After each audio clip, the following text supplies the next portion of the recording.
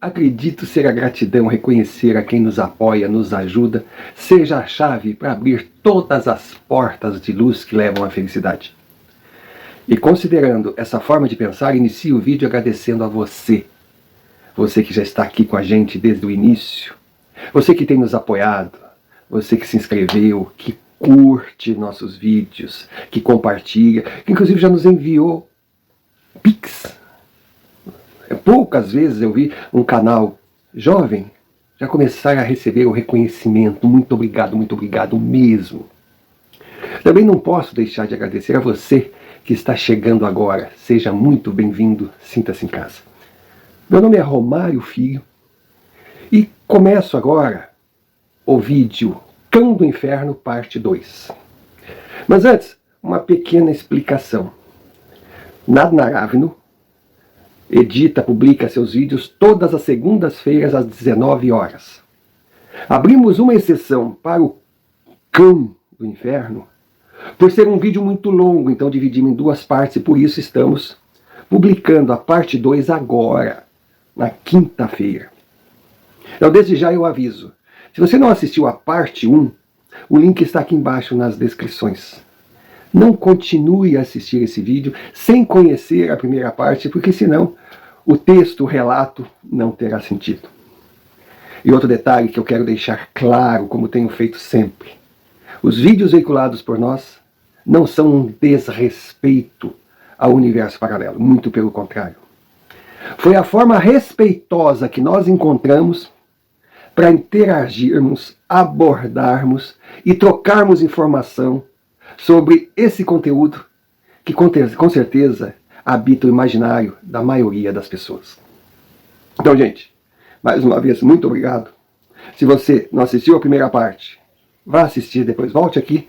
E se você já assistiu a primeira parte, então venha com a gente para Cão do Inferno, parte 2.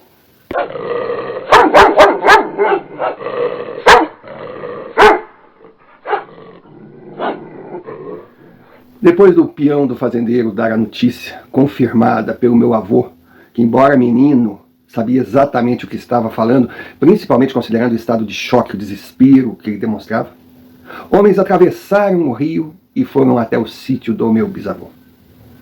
Ali encontraram os corpos dos peões, todos despedaçados fora da casa. O único não encontrado foi o do capataz.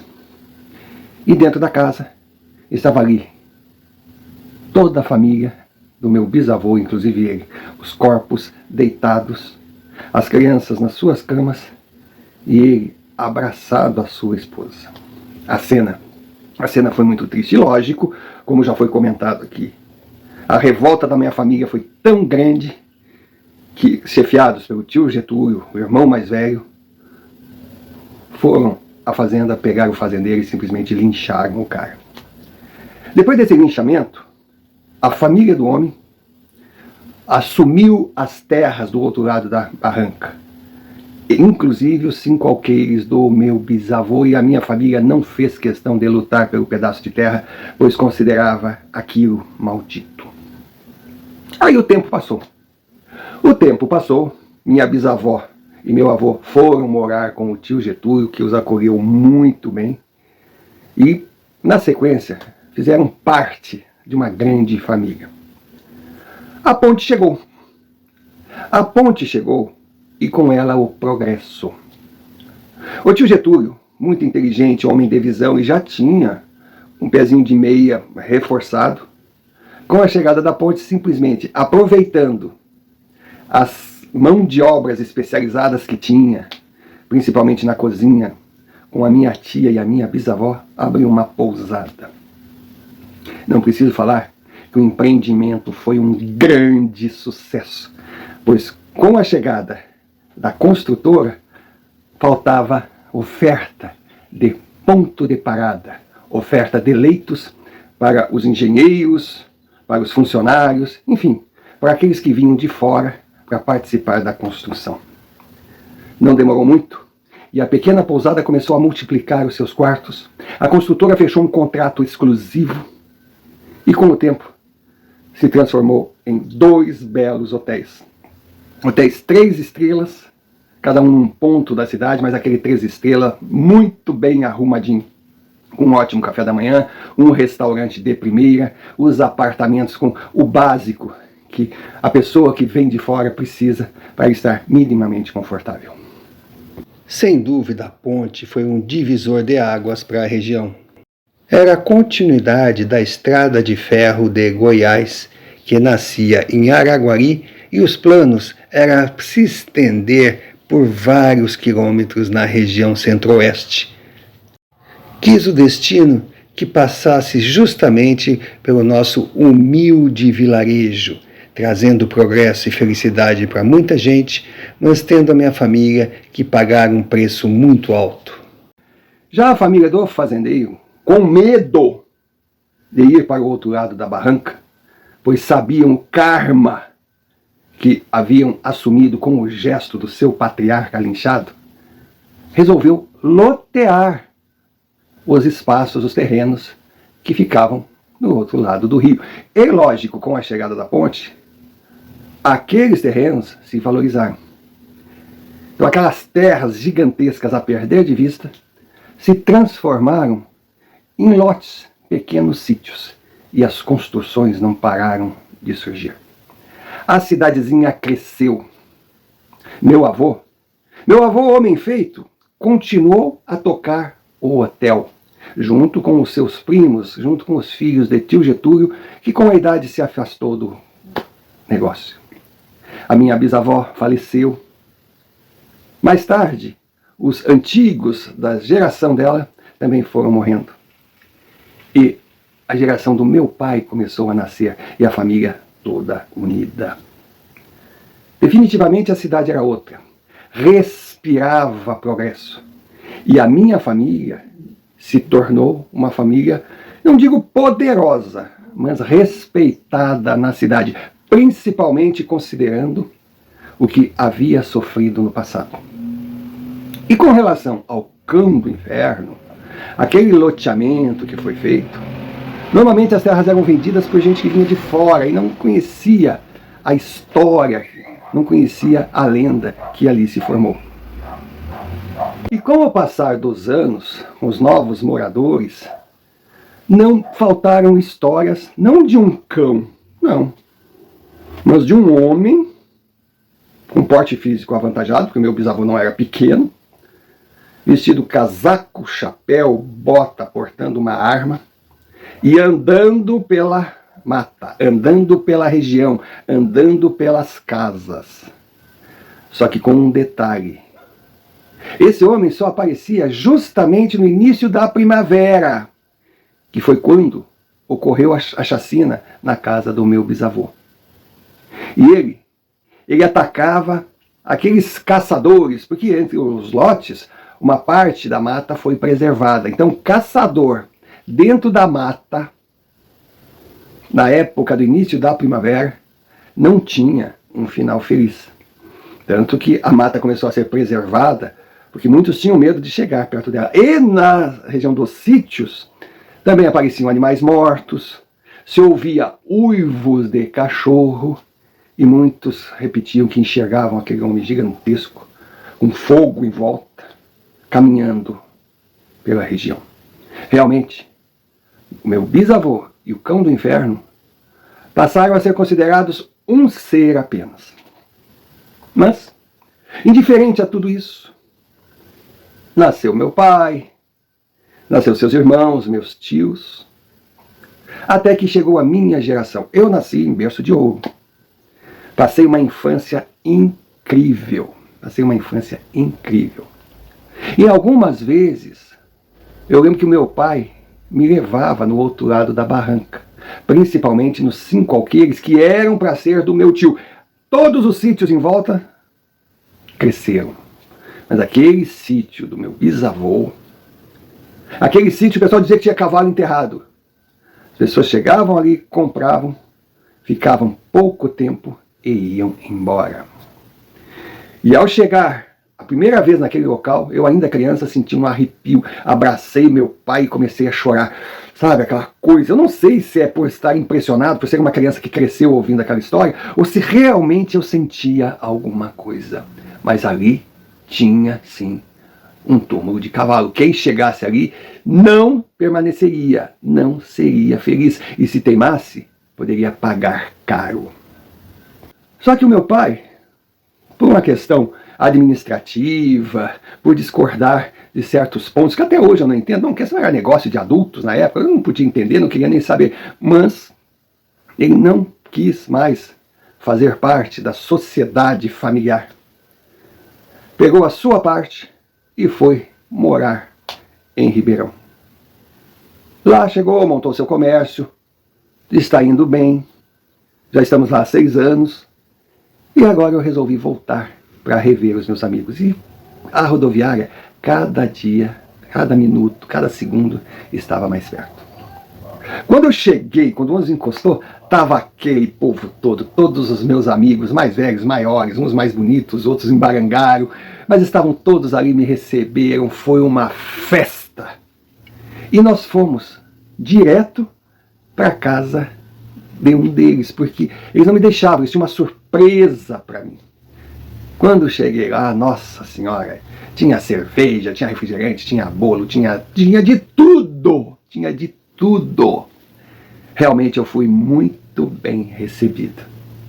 Até mesmo a Joana. A Joana estava uma gata. Ela me olhava com aquele amor de, ai meu Deus do céu, ainda bem que você voltou, eu estava te esperando. E eu balancei quando eu vi a menina. Foi uma coisa assim. É um amor de infância. Amor de infância, quem sentiu sabe do que eu falo. O primeiro, a primeira, a gente nunca esquece.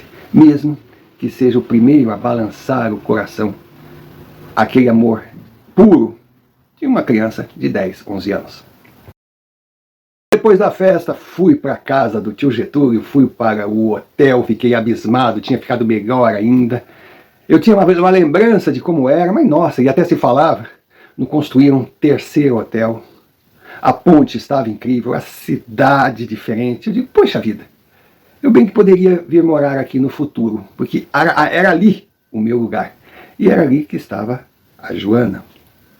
Mas os dias se seguiram, foi tudo muito legal, até que Marquinho falou que teria uma festa maravilhosa no outro lado da barranca.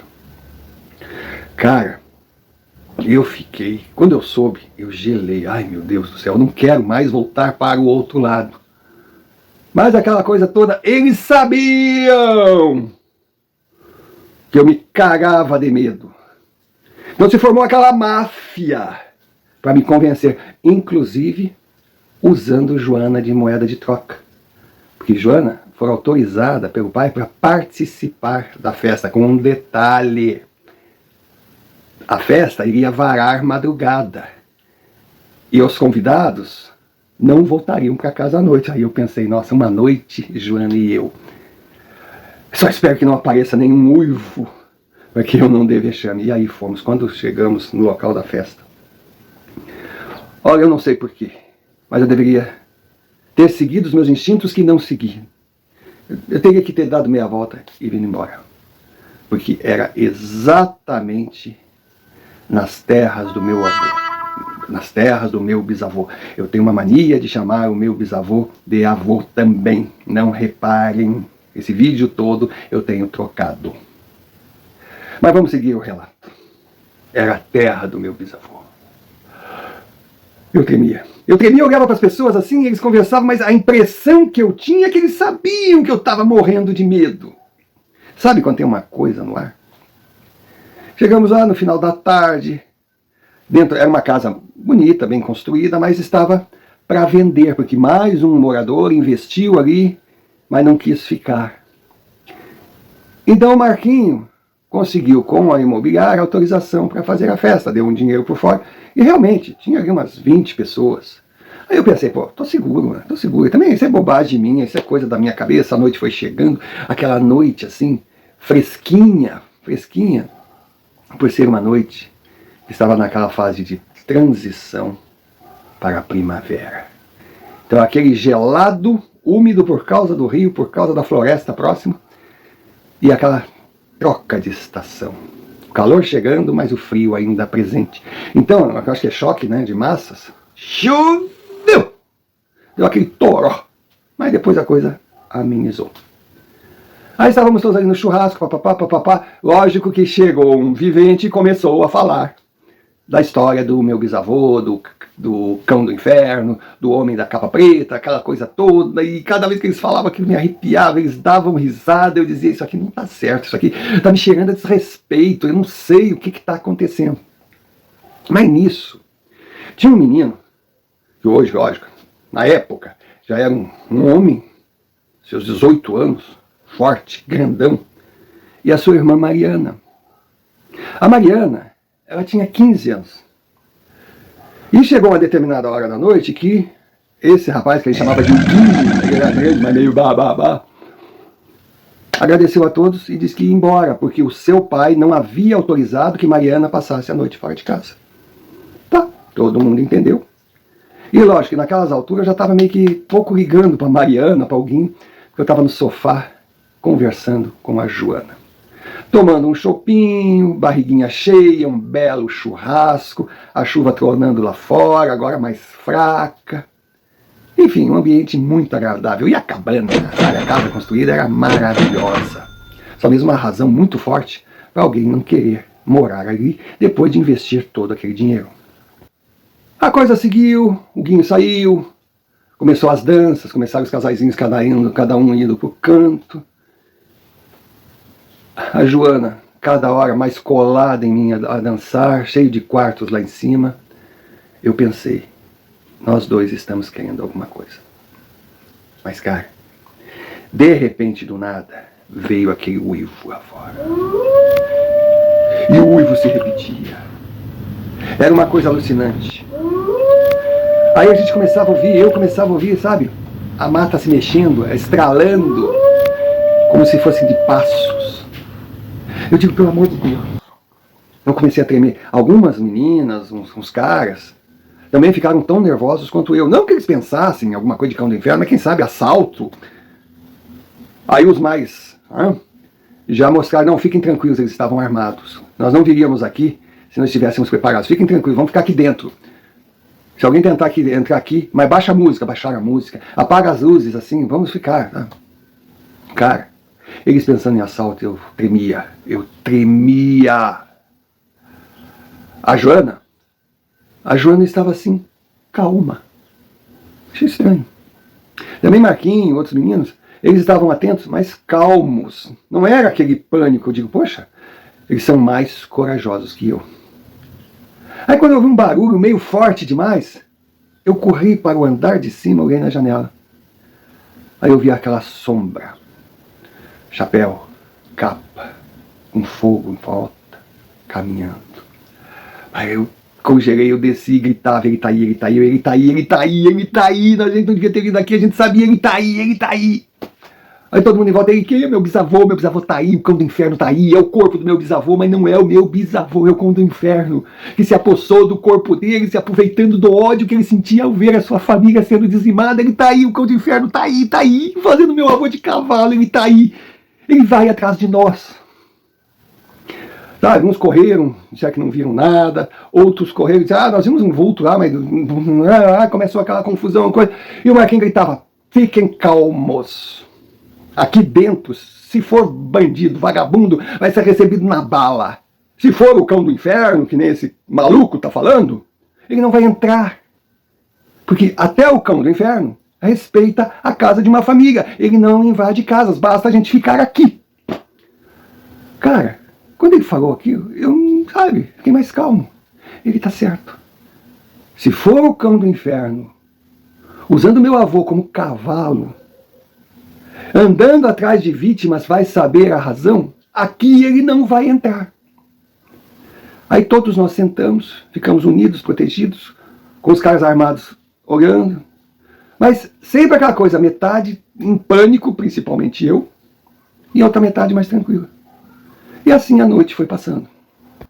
Ali por 1h, 1h30 da madrugada, voltou tudo de novo, aí era cachorro latindo para todo lado, era barulho de outros animais, vaca, galinha, tudo gritando, tudo berrando, e gente gritando, nós ouvimos gritos. uns gritos pedindo socorro. Hora de homem, hora de mulher, era uma coisa esquisita, era um pânico, porque de repente aí, dentro de casa, todo mundo voltou a entrar em pânico, era coisa louca, era coisa... E faltou luz. Aí era só o que faltava. Ou não faltava mais nada. Aí logo correram, pegaram as lamparinas, pegaram velas, a coisa terrível. E assim foi a noite. Eu não preguei o olho. Joana e outras meninas assustadas acabaram adormecendo. Joana dormiu nos meus braços, que era o meu sonho, mas não da forma que aconteceu. Outros caras ficaram de plantão tensos, mas alguns calmos. Alguns calmos. Algo estava errado. Eu segurei até os primeiros raios do sol, a luz do dia mostrar a sua cara, aquela horinha assim, 5, 6 horas da manhã, que aí não tem jeito. Aí eu cochilei, eu apaguei, eu dormi. Também tinha chegado de viagem, estava cansado. Aí depois que cheguei de viagem, foram dias e dias de festa, eu não tinha dormido legal. Eu apaguei. Eu apaguei. E quando eu acordei pela manhã, eu via risos, uma mesa de café posta. Eu via a Joana braba. Eu via outras meninas falando que vocês são irresponsáveis. Eu via a gente rindo. Eu não entendi nada. Aí quando eu cheguei perto deles, todo mundo batendo palmas. Chegou o grande corajoso. Bem-vindo à nossa humilde residência. Bem-vindo ao nosso cafezinho, que foi feito para você, especialmente, porque você deve estar com fome, que deve ter se cagado todo, e todo mundo ria, eu não entendia nada, e quando eu entendi, eu tive vontade de matar um. Simplesmente, o Guinho e Mariana, o Guinho e sua mana, eles foram autorizados, sim, pelos pais para passarem a noite ali. Só que eles haviam combinado, o Guinho pegou a roupa que estava no carro, estacionou o carro longe e vestiu a capa, vestiu tudo. Saiu a caráter andando pela casa. Os uivos eram forjados, pois do seu carro, ele tinha umas caixas de som maravilhosas, o carro estava nos fundos da casa, ele botou aquele som de uivos, ele saiu andando, ele saiu batendo. Aí até comentar, pô, o cara foi melhor ainda, botou gravação de gente pedindo socorro, bababá, e todo mundo ria, eu me senti o palhaço. E a Joana revoltada. Bom, aqueles que se sentiram enganados, principalmente eu, que fui o bobo da corte, fui escolhido para ser pego para Cristo, nem café quiseram tomar, não, vamos embora, chega de palhaçada. Aí deu Marquinhos, que é isso, bababá, eu olhei para ele, não se brinca com essas coisas. Foi só uma brincadeira, tu é moleque, eu dizia assim. E olha, tiver que me segurar para não dar uma porrada nele. Aí eu estava na parte de cima, que seria meu quarto, pegando as minhas coisas, de repente um grito desesperado. Eu digo, mais uma palhaçada, não era, porque a Joana chegou, pelo amor de Deus, aconteceu uma tragédia. Aí descemos todos. Quando descemos, do lado de fora da casa grande, tinha uma casa menor, tipo um depósito, um celeiro. Quando nós entramos ali, estavam o Guinho e sua irmã despedaçados. Foi um pânico, foi um desespero. Ver nossos amigos ali, mas eles foram assim, arrebentados. Eu olhava, aquilo ali não foi onça, aquilo ali não foi nenhum bicho.